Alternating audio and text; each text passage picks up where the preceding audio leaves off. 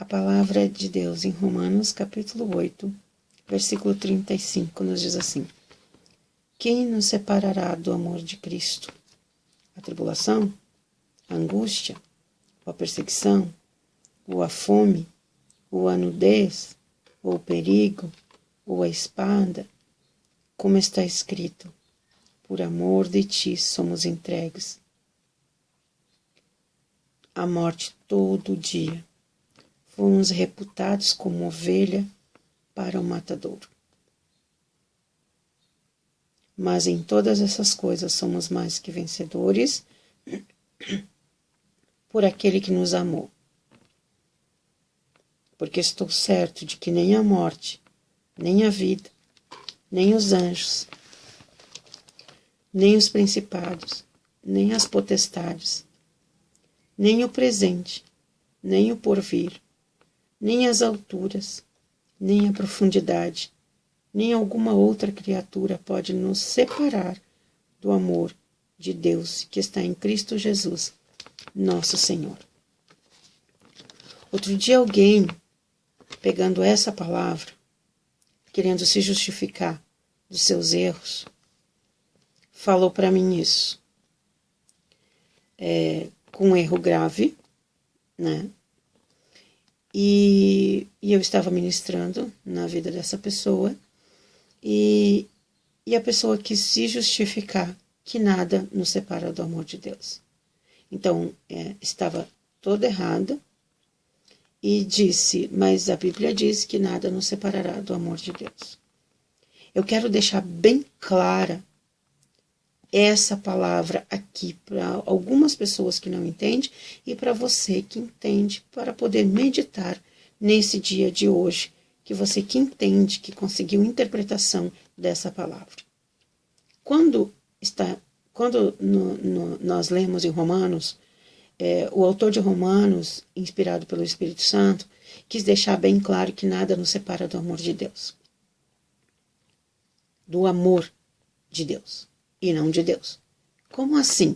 Existe diferença entre estar separado do amor ou da presença? Existe, e grandemente. Numa ocasião eu estava pregando numa cidade longe, muito longe daqui, e era um tema bem diferente. O tema da campanha era Apocalipse, sobre a noiva. O noivo vem, prepara-te, ó noivo. E Deus, numa das noites, me mandou pregar Ezequiel, do Vale de Ossos Secos. E eu lutei muito, eu disse, não vou pregar o Vale de Ossos Secos. Como assim? Eu tenho que trazer uma palavra que condiz com o tema que a igreja escolheu. E nisso levantou um jovem e veio na minha direção em cima do púlpito. E Deus falou comigo, não sai daquilo que eu estou te falando, porque eu já tenho colocado no teu coração. E eu temi muito, porque só Deus sabia o quanto eu estava lutando com aquilo. E quando eu comecei a ministrar e falei para a igreja se pôr em pé e ministrar sobre o Vale de Ossos Secos, o bom é da obediência que tu acaba vendo a resposta de Deus, porque das poucas vezes que eu ministrei vendo uma visão, tendo uma visão, eu olhava toda a visão. Eu olhava a visão na minha frente. Aquela imensa daquela igreja, eu olhava por todos os lados. Eu via os montes, eu via o vale, eu via corpos, eu via ossos, eu via tudo. E naquela noite, Deus me mostrou uma coisa maravilhosa. Me ensinou uma coisa grandiosa que eu quero compartilhar com você.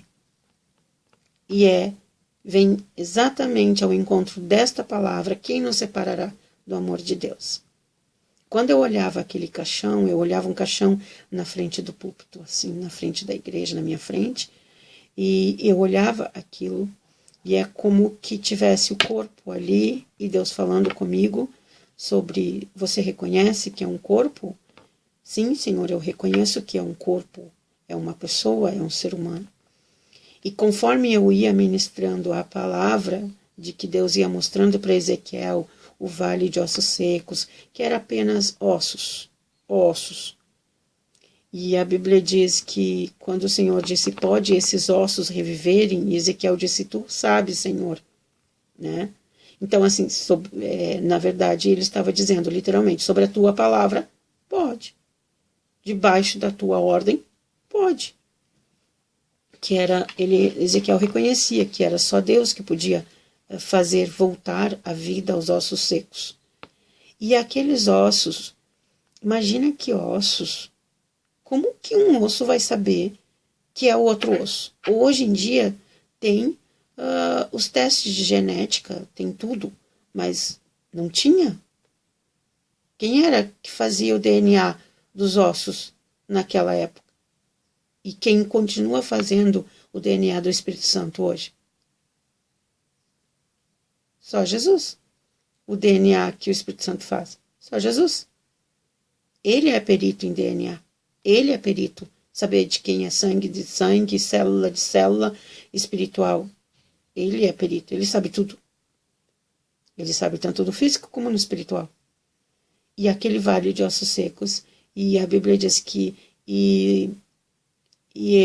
eu ordena para que venha e se junte ossos com ossos. Como que o osso vai saber que é o outro osso dele, do corpo dele, né? A ordem de Deus. Deus é tremendo. E assim sucessivamente, veio ossos, veio nervos, veio pele, né? E daí já estava, porque a pele é a aparência do indivíduo. Como assim? Enquanto, se tirar a pele todinha de uma pessoa, não tem como reconhecer. Se tirar toda a pele do corpo de uma pessoa, toda a pele, que é o maior órgão do ser humano, né? É a pele. Se tirar toda a pele, tem como alguém ir lá reconhecer no IML? Não tem. Não existe. Só um DNA para saber. Quando vem a pele, está ainda corpo. Vem os ossos, nervos e pele. E quando vem a pele, ele diz aí, e eu ministrando essa palavra e vendo, o que falta ainda? Falta o sopro de vida. Falta o sopro de vida. Então, quer dizer que eu reconheço dentro daquele caixão e tudo isso Deus me mostrando, que é uma pessoa que é um ser, eu reconheço quem é, eu sei o rosto, eu sei o corpo, eu sei quem é, mas está faltando alguma coisa. O que está faltando?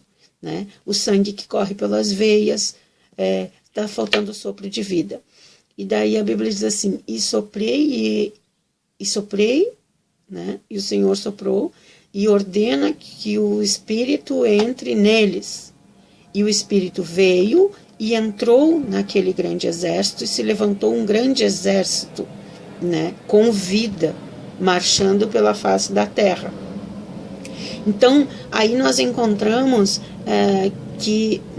e daí Deus falando comigo a diferença de uma igreja que tem aparência de igreja, que tem, assim, membros, né, unidos, porque, na verdade, existe um corpo, membros unidos uns aos outros, né, existe os tendões, né, que é a ligadura de um para o outro, os músculos que ligam, se juntam os membros, se junta toda a ligadura, né, que tem a palavra, né, que está ligado no mesmo nervo, né, uns com os outros, e tem pele, tem aparência de igreja, aparência de crente, tem aparência, carrega o nome de crente, leva a palavra, que é de Cristo, porque crente é Cristo, Cristo é a palavra é Cristo. Então, existe tudo isso. Aí ele disse, o que falta? O sopro de vida para que se levante, o sopro de vida.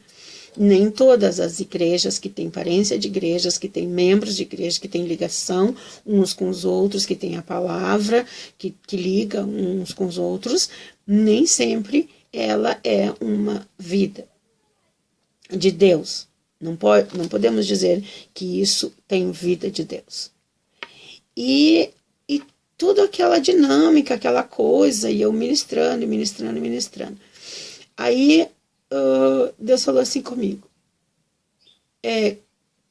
quando uma pessoa está morta, quem está vivo deixa de amá-lo. Vamos exemplificar.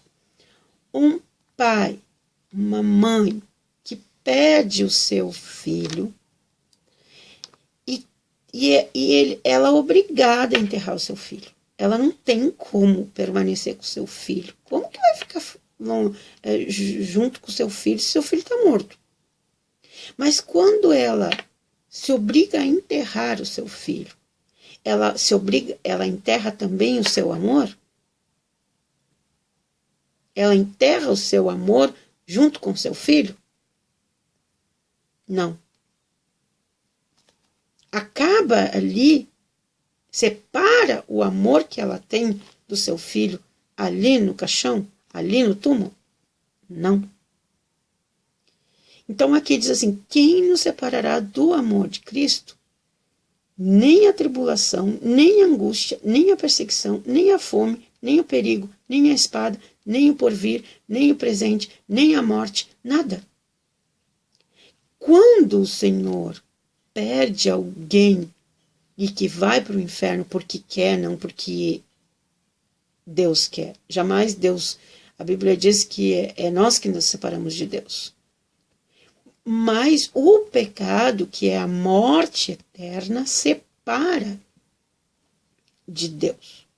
O amor não separa. Esse amor de Deus não separa. Quem nos separará do amor de Cristo? Então as pessoas confundem esta palavra, que é o amor de Cristo, que nada pode nos separar, com a presença de Cristo. Porque o pecado nos separa de Deus. O pecado separa de Deus. O pecado separa de Deus.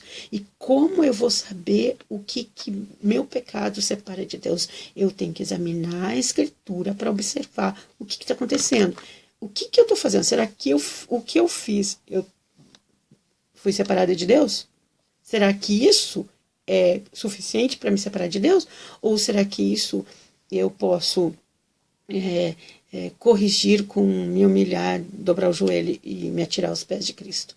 Então, assim, a palavra quem nos separará do amor de Cristo não é a mesma palavra de quem me separará de Cristo. Porque aqui diz que nada me separa do amor de Cristo.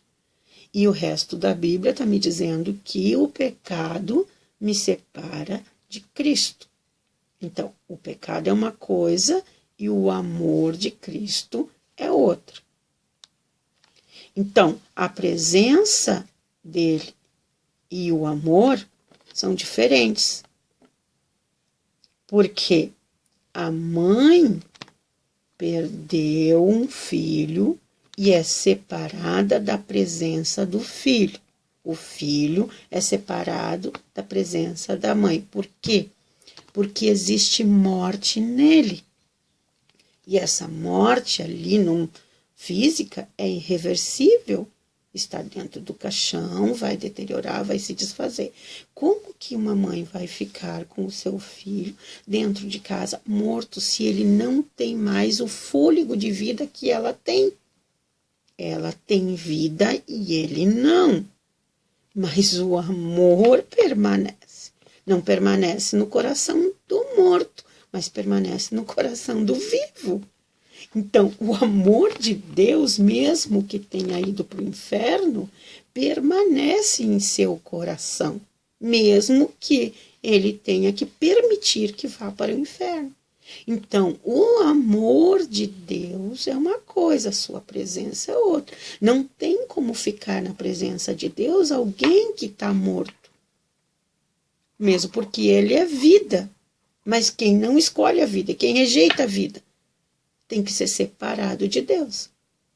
Então, quando nós observamos que uma mãe está enterrando um filho, nós temos que analisar, ou qualquer um familiar está enterrando seu ente querido. Não morre o seu amor. Não morre. Até um animalzinho nós choramos e sofremos por causa disso. Então, o que acontece com a palavra é a clareza, o explicar, o observar, o analisar. Tem gente morta, separada de Deus, dentro da casa de Deus. Mas a Bíblia diz, ai daquele que usar de engano dentro da casa do Senhor. O que o Senhor vai fazer? Ele vai jogar fora, porque não pode ficar em cima do muro. Não existe. Uma hora vai vir o vento e uma hora vai cair para o lado de cá e se arrepender, ou cair para o lado de lá. Não existe querer viver dois deuses, a si mesmo e a Deus, ao mesmo tempo. Então é bem clara essa palavra. O amor de Deus é uma coisa, a presença dele é outra. Muitas pessoas estão separadas da presença de Deus, mas o Senhor continua amando. E às vezes as pessoas ouvem alguém falar e dizem assim, o Senhor te ama. E daí a gente analisa, como que Deus ama aquela criatura toda errada, toda cheia de pecado, toda imunda. Como que Deus ama?